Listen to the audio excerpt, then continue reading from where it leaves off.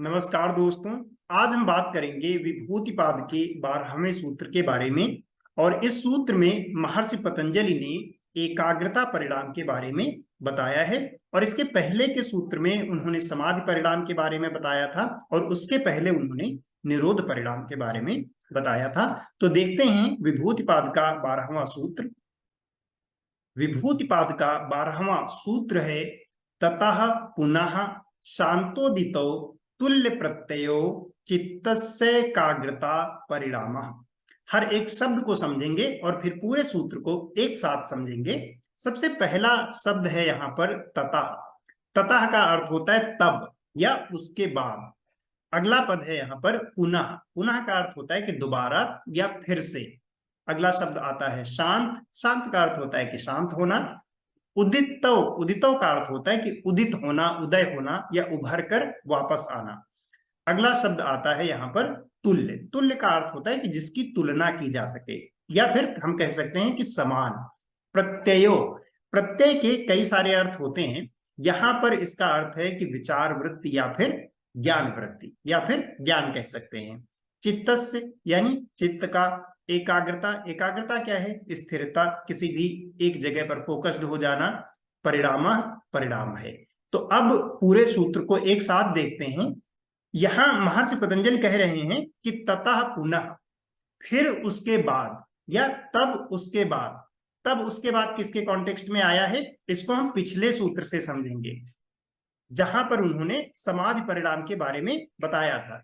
तो यहां पर कहते हैं कि समाधि परिणाम के बाद, यानी ततः पुनः फिर उसके बाद का मतलब हुआ कि समाधि परिणाम के बाद। तो यहां पर कॉन्टेक्स्ट है समाधि परिणाम का। और फिर क्या कहते हैं, क्या होता है उसके बाद? शांतोदितो, यानी शांत होता है और फिर उदित हो जाता है। शांत का मतलब जो दब जाए या समान हो जाए। उदितों का अर्थ क्या होगा कि जो उभर कर वापस आ जाए। और क्या उभर कर फिर वापस आएगा, उसको अगले पद में बताते हैं। तुल्य प्रत्ययो। तुल्य यानी समान, प्रत्ययो मतलब ज्ञान। समान ज्ञान का या समान ज्ञान वृत्ति का शांत होना और उदित होना। और फिर आगे क्या बताते हैं, इसको हम क्या कहेंगे? चित्तस्य एकाग्रता परिणामः। चित्त का एकाग्रता परिणाम है। तो यहां पर महर्षि पतंजलि क्या कह रहे हैं कि जब हम समाधि में कुशल हो जाते हैं, यानी हमें समाधि परिणाम मिल जाता है, उसके बाद क्या होता है कि समान वृत्तियों का उभर कर आना और फिर शांत हो जाना। या फिर हम ऐसे कह सकते हैं कि एक ही ज्ञान वृत्ति का, एक ही समान ज्ञान वृत्ति का शांत होना और उभर कर वापस आ जाना चित्त की एकाग्रता परिणाम कहा जाता है या चित्त का एकाग्रता परिणाम कहा जाता है।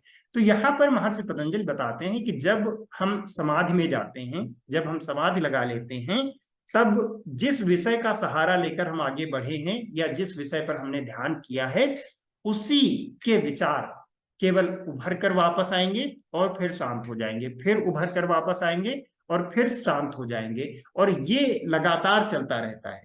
कब तक चलेगा? जब तक हम समाधि में रहेंगे। जब हम समाधि से वापस आएंगे या हम कह सकते हैं कि समाधि भंग होगी, तब वो विचार हटेंगे, तब अन्य विचार हमारे अंदर आएंगे।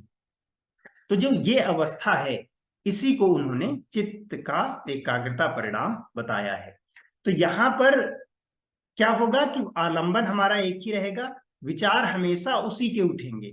तो उस समय हमारे अंदर कोई दूसरा विचार नहीं आएगा।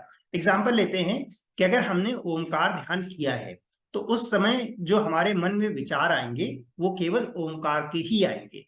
यानी ध्यान हमारा ओमकार पर ही रहेगा, ओमकार के ही विचार उठेंगे, ओमकार का ही ज्ञान रहेगा और वही ज्ञान फिर शांत हो जाएगा। फिर से उसी से संबंधित विचार उठेंगे और फिर से वो शांत हो जाएंगे। यही है तुल्य प्रत्यय, यही है समान ज्ञान। मतलब मन उससे कहीं और नहीं जा रहा है, उसी पर लगा हुआ है, उसी के विचार उठ रहे हैं, उसी के विचार दब रहे हैं। और ये अवस्था जो है, इसी को महर्षि पतंजलि ने चित्त का एकाग्रता परिणाम बताया है।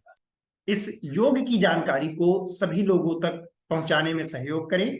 इसके लिए चैनल को सब्सक्राइब कर लीजिए और ज्यादा से ज्यादा लोगों तक इसको शेयर कीजिए। Thank you.